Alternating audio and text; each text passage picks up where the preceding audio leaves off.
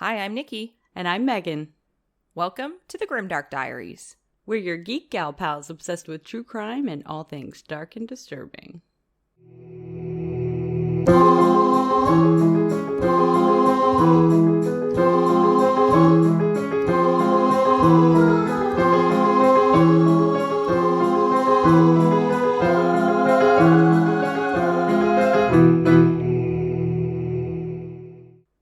Hi, everybody. Welcome back to another episode of the Grimdark Diaries. We're so happy you decided to join us again or joined us for the first time. Last time we recorded, we were talking about how I bought a house and I was moving.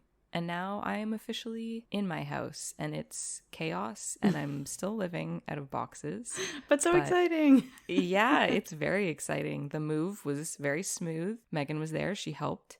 I helped the latter part of the day. Yeah, she showed up late, so then we punished her we all sat down at the end and literally made Megan unload one last carload. You didn't make me do it. To be fair, I was ordering pizza for everybody. Yeah. I don't know why everybody else stopped. I don't either, but that's okay, and it's totally fine because everybody else was there for the move out of your apartment, so yes. I felt bad, so I was like, no, it's totally fine. I will help you. I have lots of energy still. I hadn't had my second shot of vaccine to knock me out yet, so I was good to go. Yeah. And then Megan saved my life because I got a splinter and I couldn't get it out. So Megan got it out for me. I forgot all about that. Yeah. I was so hoping I had my kit with me. I usually have a kit in my purse that has clippers and a nail file and tweezers, but I didn't have it that one day, of course. So no. I was glad you found yours. Yeah, but it was rough. I was bleeding all over the place. I felt so bad. I'm like digging in your finger with these tweezers. It's okay. We survived. We all survived. It's true. It's so true. Yeah, it was all good. And now I'm just in this house and I don't even know what to do. Owning a house is odd. I've never been so concerned with the weather in my entire life. Oh, yeah, because we had a tropical storm blow through last night. It was very windy and now I own a roof. So wind is of a very large concern. Right. There were no shingles on the ground this morning, I hope. No, I don't think so. I mean, I didn't look, but... And then I also am not used to like a creaky house because I'm used to living in an apartment. Right. Where when it's windy, you don't hear a ding dang thing. But it was so windy last night and everything was creaking and moving. And I definitely thought there was ghosts. I made my husband go out in the hallway and check to make sure there was no ghosts. And you probably don't know what the creaks are yet in your house. No. And we hadn't heard those ones before. It almost sounded like, because on our upper level, it's just a bunch of bedrooms. Yeah. And my husband, when we go to bed, he likes to close all the doors because he thinks open, dark doorways are creepy. Oh, that's fair. And so I thought all the doors were closed, but then there was this noise that sounded like the doors were opening and closing. Oh, and I was like, God. Oh no, there's a ghost. I was like, you must go check. No, that's so creepy. Yeah, but I think it might have been like wind and I don't know. I have no idea what it was. It was wind. It was loud. And then our power went out a lot and I don't like it. And all the things were beeping. Yes, that's another thing. Every time the power would come back on, our heat pump would kick in and our smart lights would turn on and our smoke detector was beeping. It was awful. Oh my gosh, that's crazy. I think last night was the first night I actually heard the wind because I'm in an apartment as well and I don't ever hear the wind. And I was streaming last night. Thank God the power didn't go out until after I was done. I think I finished around 2 a.m. and it was like 3:30 that the power went out. Apparently, this is what my thing told me. And then, when I woke up this morning, I sent you a frantic message. I'm like, I have no power. But that was before I discovered that only half of my apartment had no power. That makes no sense. There must be something wrong with your breakers. Well, that's what I was thinking too. So I flipped all the breakers for the rooms that had no power and it did nothing. So I don't know what happened, but like all of my my living room, my air conditioner worked, thank God. Because it was really humid. It's very warm today. Very humid in here. And my computer, my internet was still up. Like, I don't know. I don't understand the logic of it, but everything in my kitchen wasn't working. My lights, my microwave, anything in my bedroom. That's all in like the same room. It kind of is. I know. Well, my apartment is side of that tiny. Room is not working. Yeah. But then also like nothing in my bedroom and my bathroom was working. So that's so odd. I have no idea, but it came back on probably an hour later. So that was, I was happy about that, but it was just bizarre. Yeah. All right. So do you remember what I rolled for last week? You had Young, Dumb, and in Love. Yes. That almost sounded like a real song for a second. Oh, we could drop some sick beats right now. We really can. Grimdark Yeah. beats. Look for it next year. And just kidding. It'll be right next to the MuchDance music party CD. And is that what it was called? Or Big Shiny Tunes? I don't remember. Yeah, it was MuchDance, and they had them every year. That's right. I'm like, well, because you said the way you said much dance, it sounded like you were saying like the meme. much dance. I Wow. don't look at the internet. I don't know memes. Much wow. Oh, there was a WoW CD. I remember having a WoW one as well. Like a World of Warcraft CD? No, it was the same thing, like the Big Shiny Tunes. Oh, nice. Except it was more like pop bands as opposed to, because Big Shiny Tunes I think was a little bit alternative. Yeah, I think it was more rock, or Yeah. what was considered Yeah. rock in like the early 2000s. Exactly. Oh my gosh.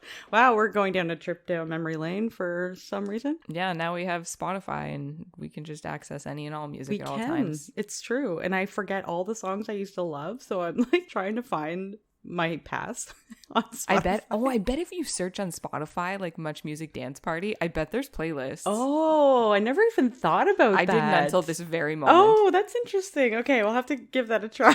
Yeah. We'll give you an update next week and we'll let you Yeah. know how that's going. Okay, so Young, Dumb, and in Love. All right. Are we all ready for this juicy true crime story? Give me the crime. Okay. Who here hasn't done something completely dumb that they've regretted later on? Always. I think we're all a little guilty of that one. Or how about being young and in love? Maybe not in love, but maybe in like. Have a crush and feel like you do anything to impress that person. Absolutely. Their story starts with a young couple who were madly in love. They were high school sweethearts and on their way to do great and wonderful things with their lives. It was 1995 and the world was at their fingertips. Diane Zamora, who was born on January 21st, 1978, was just 17 years old. She had her whole life ahead of her. She was attending Crowley? Oh, like from Supernatural? Yeah, it was like Supernatural. Crowley to high school. I don't know if that's what it's named after, but it'd be pretty funny if it was. Which is in Mansfield, Texas. And she was the oldest child in her family. Her dad was an electrician.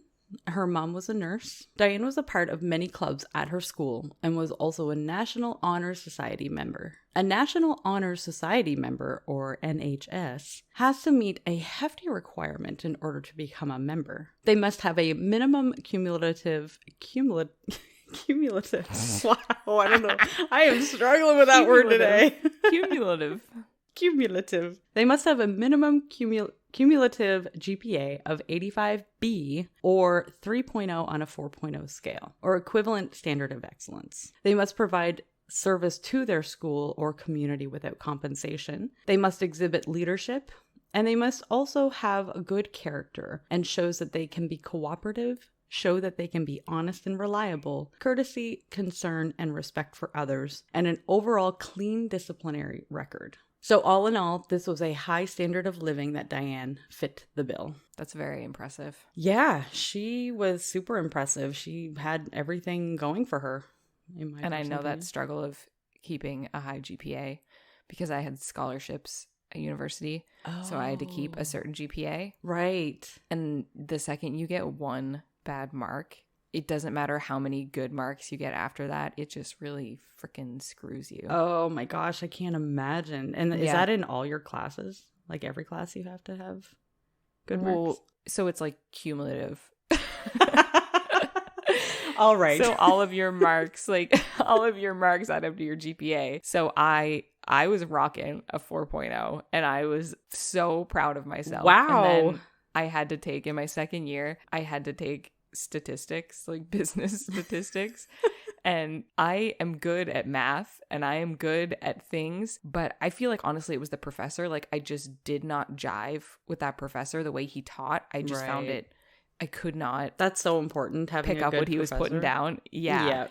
And so I just did not do well in statistics. And so I was rocking like all A's and A pluses and A minuses. And then I got a C in statistics. Oh, no. Yes. And then I got A's and everything else. So I ended up having like a 3.8 when I graduated because I could not make up for that one damn C. Oh my gosh, that would have been so frustrating. Oh, I hated it so much.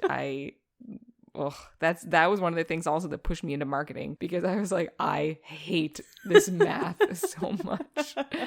Well, 3.8 is amazing. So yeah, congrats. I had to keep a 3.75 to keep my scholarship. So oh, wow. I just scraped right above that. Yeah, you did. Yeah, you totally. That's still a really good GPA average, though. Hey, thanks. I mean, it doesn't really get you much when you get out of school, so. Yeah, well. D's get degrees, baby. That's true, yep. Which I don't have. It's fine. It's so fine. It's a struggle to work up from the bottom, but you do it and you kind of go from there. Hope for the best. You got yourself a good job, so I it all do. worked out. I really do. I lucked out big time. So Diane's family background was deeply religious. She more or less kept to herself all through high school and really only focused on her studies. She wasn't one to wear makeup or gossip with her friends. Diane had been accepted into the Naval Academy in Annapolis, Maryland, and was on her way to becoming an astronaut. What? Yeah, something she had dreamed about her whole life. She was so excited to be on this journey with her high school sweetheart, David Graham. David was also 17 years old. He was the baby of a family out of 4 children. He was known as a perfect gentleman by those who knew him, including his friends and neighbors. David aspired to be in the military. His parents were both former teachers. He was an excellent student. He got really good grades and was athletic as he was a runner on the track team at Mansfield High School and was even a battalion commander in his high school's junior ROTC program, which is the Reserve Officers Training Corps. Also on the Mansfield cross-country track team was a 16-year-old girl named Adrianne Jones. She and David Graham quickly became friends. That's all it appeared to be according to their teammates. No one suspected that there was any attraction at all between them and really thought them only to be casual acquaintances. However, it would be in November 1995 that David and Adrianne became a little more than casual acquaintances.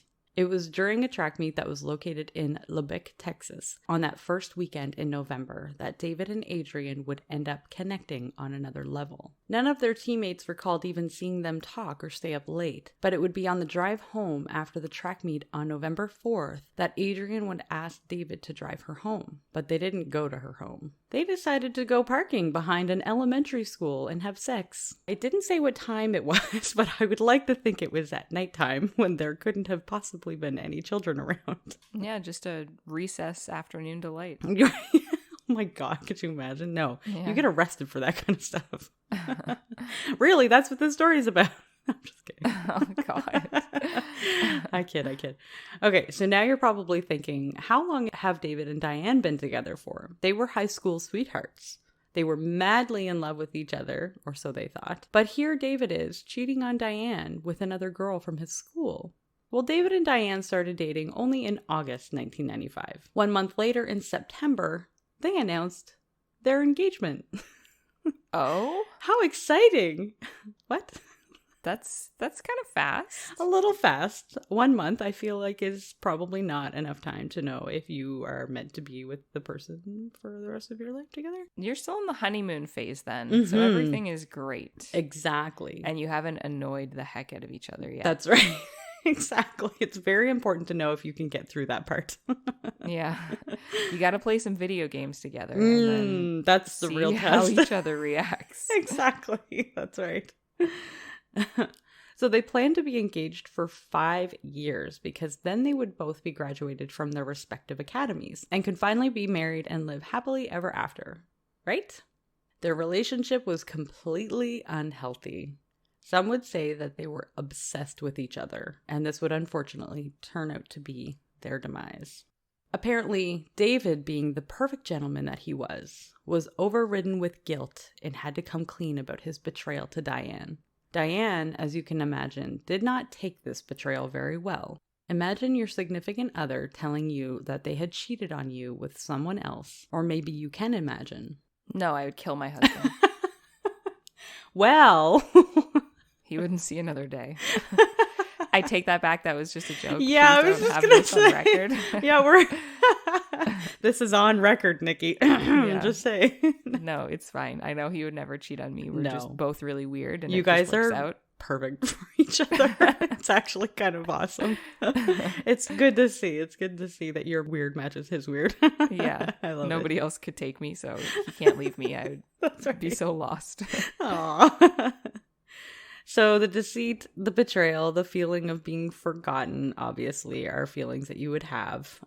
Allegedly, the only way that David could make up for his wrongdoing with Diane was to kill Adrianne Jones. What? Like, wait. This... Everything is escalating very quickly in this story. Right? I know. It's 17-year-old logic, though, remember? Okay, but who did Diane say it, or did he offer it up as like a let me fall on my sword? Diane asked him to kill Adrian and said this was the only way that he could make up for his wrongdoing. Okay, that's the sign right there that not to marry her. 100%. I know. That's what my thought was too. And like all of his things after the fact, like his statements and stuff were like, I can't believe she would even ask me to do something like that. Like knowing who I am and knowing who she was, we were not those kind of people. Like asking me to kill someone is just completely like out of character for both of them. But it was just that feeling that she had. I guess when you have that, you know, feeling of deceit and betrayal and jealousy and all that stuff coupled in together, yeah, you just lose yourself completely.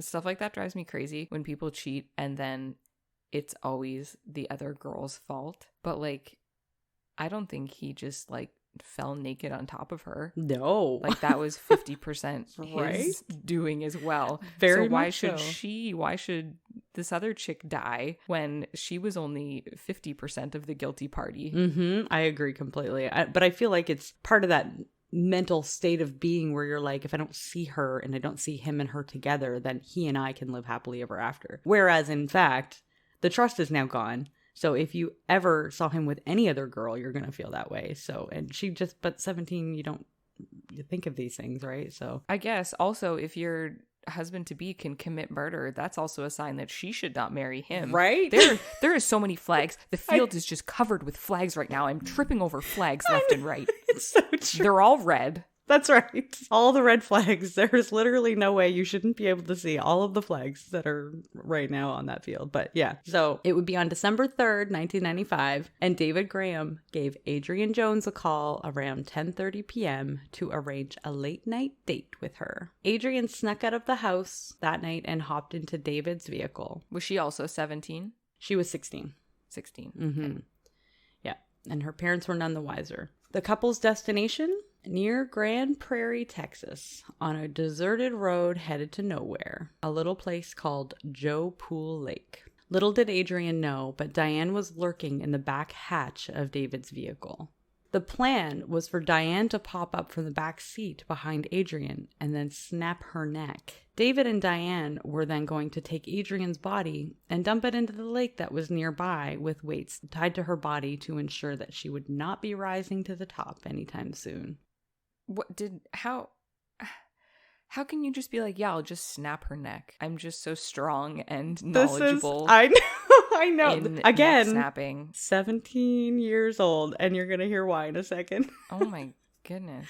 That was the plan. So this is reality. When David reached around Adrianne's seat to try to break her neck, Adrianne put up a fight. That brave, strong girl. When David noticed that Diane was unable to complete her task, he took it upon himself to try to break Adrianne's neck. All he knew was from the movies, so he tried to break her neck.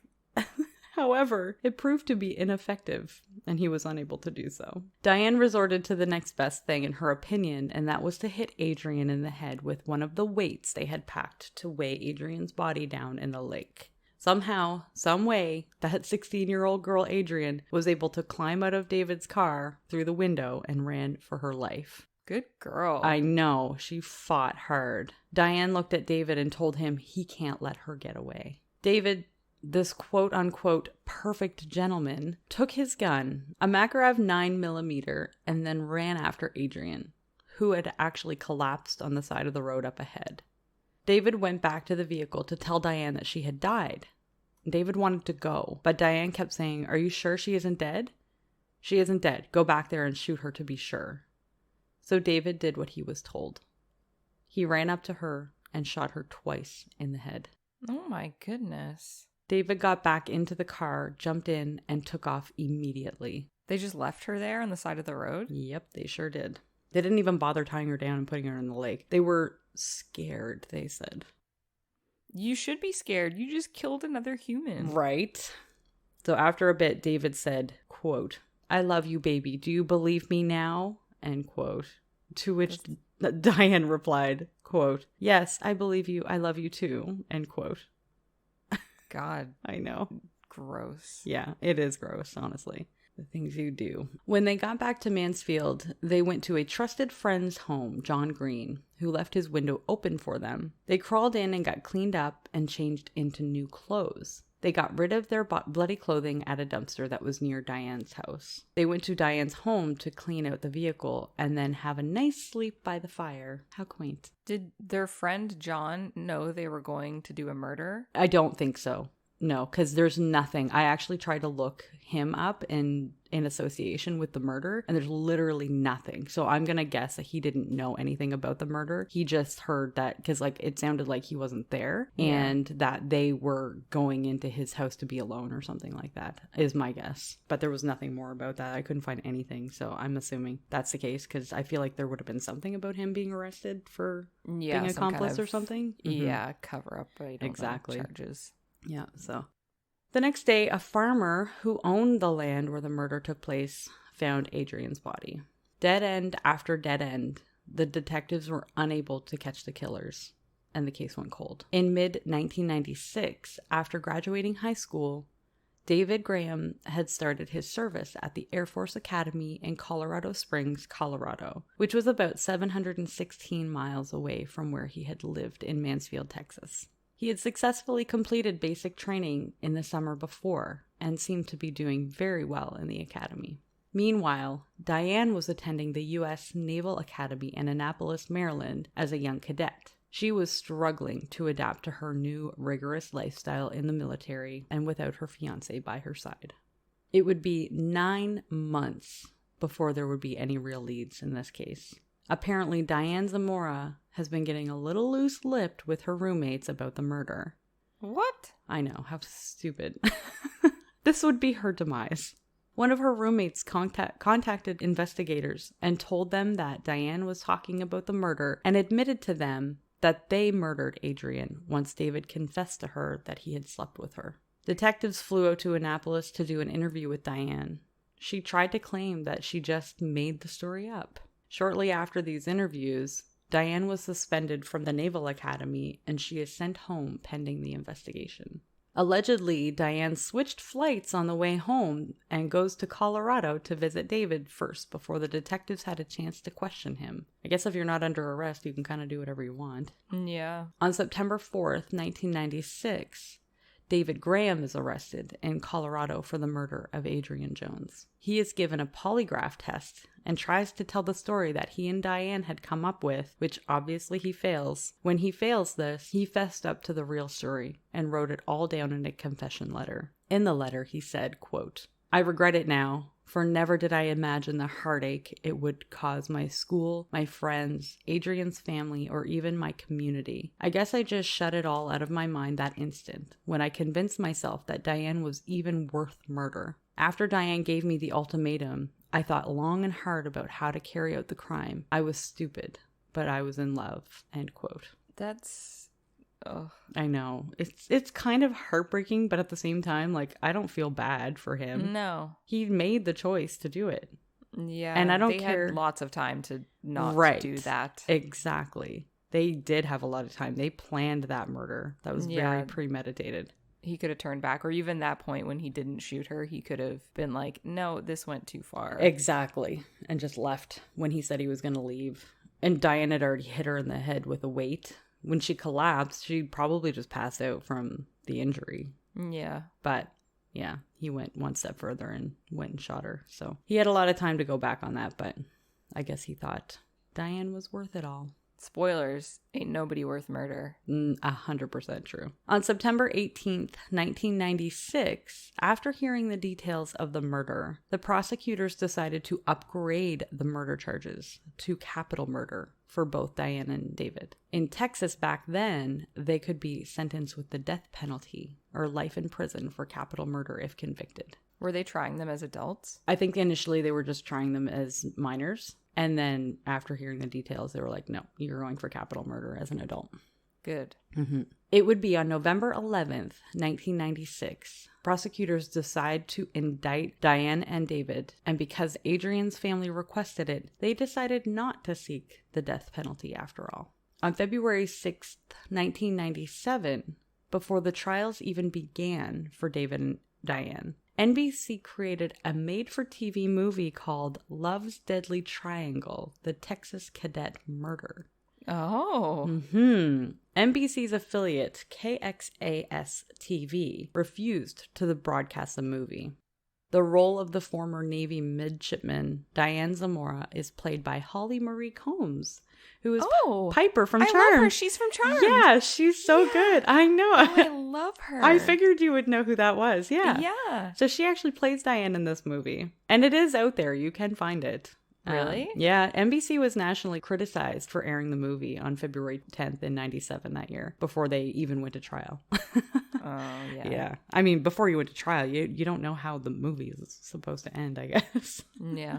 They took creative liberties. Exactly, yeah. So on August 20th, 1997, Judge Joe Drago stated that both David and Diane would receive separate trials for their roles in the murder of Adrianne Jones. That's smart. Mm-hmm, agreed. On February 10th to 11th, 1998, Diane was testifying at her own trial and throws the blame in David's direction. Surprise, surprise. She said that she had no idea he was going to pull out a gun and shoot Adrianne the way he did. She claimed that she was only there to confront Adrianne about the affair. Diane also spoke about an allegedly abusive relationship that she had with David, which surprisingly never came up until this time. On February 17th, 1998, it only took the jury 6 hours to deliberate Diane's fate. Diane Zamora was found guilty of the capital murder in the death of Adrianne Jones and received the mandatory life sentence in prison. She will not be eligible for parole for 40 years. On July 22nd, 1998, Diane invoked her Fifth Amendment right not to incriminate herself and refused to testify at David's trial, probably because her story was very different. Yeah. Is my guess. During David's trial, a girl who was on the track team with David, Wendy Bartlett, as well as the coach, Leanne Burke, both stated that Wendy was in fact the person who drove Adrianne home from the track meet on November 4th, 1995, not David. Oh. Mm-hmm. Graham had left earlier than the rest and left Wendy and Adrianne there to put away the equipment. This testimony leads to a later recantation from David Graham about the events. However, even after this, he gave up on his recantation and reiterated that he did have sex with Adrianne and that his lawyer had just pressured him to lie for some reason, but that it was just at another time. That seems odd. Very, very odd. And I don't know what the reason would be for him to lie about something like that, unless it was a different time that he didn't want to talk about or admit to anyone. You know what I mean? But I don't even know what that would be or how that would... Anyway, I have no idea. It would make more sense for him if he's trying to get not guilty on this. And the person was like, no, I'm the one that drove her home, so he couldn't have slept with her. So the reason why I was a bit confused is because this is the story from these two kids. So in Diane's confession letter, she says that she does hit Adrianne on the head, and Adrianne had admitted to, because apparently Diane had said, well, I guess in her defense, she was trying to prove that she was just there to confront Adrianne, but she had asked Adrianne if Adrianne did in fact sleep with David, and Adrianne said she did. After Adrianne confirmed it, Adrianne even said that it wasn't that great, and this is according to Diane's confession, so who knows how true this is, but this was something that was confirmed, I guess. He said, she said kind of thing, so everybody's saying it happened, but I guess we just don't know when. Well, do you remember where you were? I do remember where I was. I highlighted it as soon as you lost power and got disconnected. Yeah, we just had a really rough moment, and I almost like had a heart attack and crap my pants all at once because Megan and I were halfway through recording this episode, and the computer I was using just like shut off. I don't know if I lost power. I don't know what's happening. I did not save the audio file, but blessed be Audacity that we use. It saved it for me, and oh my God, that would have sucked to re-record. Seriously, because we had some really good stuff. Right? And then I would have heard this story for like the second time, and it would have just been not as good. Yeah. So we're back. We're good. This is fine. Everything is fine. Everything is fine. Maybe it was a ghost in my house. Ooh. I don't know. If they interrupt our recordings every single time, I'm going to have a problem with your ghost. Yeah. They're going to need to not. Need to not do that. Thank you very much. Okay, well. So where were we, Megan? So to recap, we have just discovered that David Graham did not, in fact, have sex with Adrianne Jones because another teammate and his coach had said in a testimony in court that somebody else, aka Wendy, was the one who, in fact, drove Adrianne home that night and not him. However, he recanted his statement about that, and then he also took back his recantation and said that he did, in fact, have sex with Adrianne, and that his lawyer had just pressured him to lie about it for some reason. So, on to the next part of this story. So it was on July 24th, 1998, that David Graham was convicted of capital murder and received the mandatory life sentence as well, with the possibility of parole after 40 years. So I have a little bit about their life after the fact. Diane gets married. Oh, in jail? In jail. On June 17th, 2003, she married a man named Stephen Mora, who was another inmate in the prison she was being held in. Were the guys and girls held in the same area? I don't know. It didn't say anything about that. I don't know if it's like a co-ed jail. I've literally never heard of that ever. Like every second Friday of the month is like mix and mingle jail night, and they have like a cocktail mixer where you can meet other people that did horrible crimes. That's right. Because that sounds like an awful idea. Yeah, because you can only be in love with somebody who's also committed a horrible crime, apparently. I don't know. I have no idea how they met, unless it was one of those prison programs where they like write letters to each other and have pen pals and try to make connections. And I don't know. I have no idea. Maybe they have like a connections section in jail where they like Christian mingle, but criminal mingle. That's something. Right. Criminal mingle. That's right. They sign up. It's like a dating app, but just for inmates, and they get to decide who they want to meet. I don't know. Yeah. I have no idea. Swipe right to like and stab left to dislike. Okie dokie, moving. Oh my God, that's funny. Okay, so, but they were divorced in 2010, so that didn't last very long. It was about 7 years. You don't say. Their jail marriage and their marriage apart in jail didn't last. Right? Color me shocked. I don't know how they didn't make it work.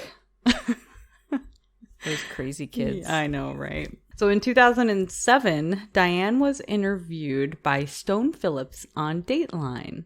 Oh, fancy. Love a good Dateline episode. Apparently in this episode, oh my God, this is a whirlwind. Just get your hats ready. Apparently in this episode, with her lawyer's permission, she was given a polygraph test. Her news story was that she and David were breaking up, and that David was using murder as a method to tie her to him. What? I know. She's gone wacko. She denied being involved in the planning of the murder, and she said she was only an accessory after the fact by helping clean the car. But she said she was convicted of an intention to kill. Oh, noes. Then why wasn't that her story the first time? Right? I know, this is literally 2007. It's like 20 years later at this point. When Diane took the polygraph with Dateline, the administrator allegedly had to keep telling her to calm her exaggerated breathing as it was skewing the results. This is a known countermeasure for polygraph tests. The administrator said that he thought he had enough proof through the tests to say confidently that Diane failed the most important question of all, whether she had intended to kill Adrianne Jones. Oh, snap. Mm-hmm. Diane's excuse about the test results was that she was nervous and hyperventilating, even though she had been advised ahead of time what the questions would be, and even reviewed them with the administrator before the test. So that's a thing. In 2018, it was reported that Diane Zamora became close friends with Yolanda Saldivar at the Mountain View prison in Gatesville, Texas, which is a maximum security prison. They apparently are protecting each other there. If you're unsure who Yolanda Saldivar is, she is responsible for the death of Selena Quintanilla Perez, who died on March 31st, 1995. Selena is the movie with Jennifer Lopez. Have you ever seen that movie? Oh, yeah. Yeah. So that is a little bit of a, I don't know, weird celebrity sort of tidbit of a friendship of two horrible criminals in jail. Great. How happy for them. I will tell you that Selena was my favorite movie when I was a kid. Really? One of my favorite movies. I can't remember when it came out. I think it came out in late 95 or early 96. Yeah. And I would have been like 12 or 13 years old at the time. That's a very odd favorite movie choice. It is, isn't it? It is so own. weird. I don't know. I saw it one time and I fell in love with it. And I fell in love with her music, Selena. Yeah. If you get a chance to watch it, if you have not seen it, please go watch it. It is such a masterpiece. And it was definitely one of my favorite movies back in the day. So as a side note, Yolanda Saldivar is actually eligible for parole on March 30th, 2025. So only less than 4 years away. She is now 60 years old. Oh, wow. In July 2018, Diane Zamora, who was 40 years old at the time, filed for an appeal, trying to fight that she should remain in protective custody and general population. Apparently, she's a big shot in prison, and not in the good way, due to her high-profile case. The federal appeals court rejected her appeal, and Diane and David will not be eligible for parole until 2038. Oh, snap. They're in there for a while. They're in there for a little while, yep. And that was in 2018. She was 40 years old at that time. Then if you do the math, which I'm not good at, say 19, 20, 21, it's only been 3 years since that date. So, she's probably 43 at this point. And so would David be. David would be 43 as well. There was literally nothing further about David. Nothing. I mean, maybe that just means he's keeping his head down. That's my guess as well. Doing his time. Yeah, exactly. That is exactly my guess. I don't know if it's a little bit more strict where he was. Like, even the whole Dateline bit that I was reading into, they didn't even say if he was requested to be interviewed for that or anything. So I don't know if it's something that he wasn't able to be interviewed, or if he had refused to be interviewed, or no comment, or whatever the case may be. I have no idea. I think he is being a model prisoner and trying to keep his head down. So that he can get his parole as soon as he can. Yeah. 2038 though. So yeah. That sucks, but do the crime, do the time. That's right. That's the way it should be, in my personal opinion. Although I think 40 years is not long enough, but no. Or whatever it was. So that's the story of David Graham, Diane Zamora. Diane Zamora is all over the news. She is very vocal about things. She has many different confession letters that she has written over the years, and none of them match. Of course. So she's not exactly the model citizen that I think that they were thinking she might have been, due to her upbringing and how good she was, and how, how disciplined she was and smart and all that stuff. I guess it doesn't matter. No. When you're young, dumb, and in love. Yeah, you really nailed that theme. They were check, check, check, all of the above. Right. Yeah, I thought it was a really good one. It kind of hit the nail on the head. I was like, you know what? It's a little, there's a movie made out of it. There was a Dateline episode, so it's not like exactly not well known, but I'd never heard of it. Not a whole lot of podcasts on it, to be honest. Like there's a few of them, but not any that I had heard of before. And it seemed like a good story to tell today for our friends in the dark. All right, Nikki, so it is your turn to roll. It's my turn to roll, but I haven't unpacked any of my dice. Oh. So I need Megan to roll for me. It's completely unacceptable. We all know I'm not gonna Do you want me to move my camera so you can actually see what No, I I roll trust for as you? long as we hear the noise. If I can hear Okay. the noise, I trust in you. Okay. All right. As long as we hear the noise. Don't blow my roll, please. I'm not. I'm going to roll really, really well. I haven't rolled well for myself the entire time we've had this podcast going. So we'll see what I get. Okay, here we go. It's What a did I get? 20. I got a nat 20. You got a nat 20. Wow. Apparently when I roll for other people, I have no problem rolling a nat 20. What the hell? Does that mean I get to pick my own category? Yes, it does, actually. That was a rule that we had decided to do. I don't think we actually communicated to anyone. Yeah, we did. We said it on an episode. Did we? Okay, good. I couldn't remember. It's hilarious. Okay, Yeah, now I pick got- your own. You probably want to look at some of the categories that are in the lower half of that have been on there since we started doing this. And Yeah, the been... half we've never made it to. That's right.